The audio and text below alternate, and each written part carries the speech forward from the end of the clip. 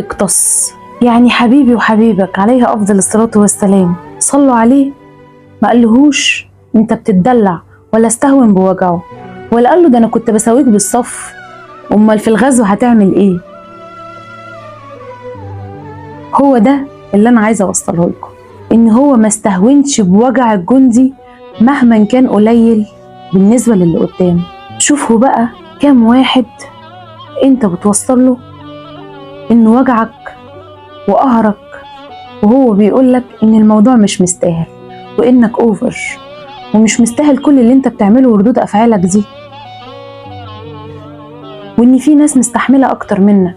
على فكره بقى انت متدلع، ما ينفعش تقارن شعور حد بشعورك ولا تساوي احساسك باحساس اللي قدامك، لان بكل بساطه درجه احساسك بالمواقف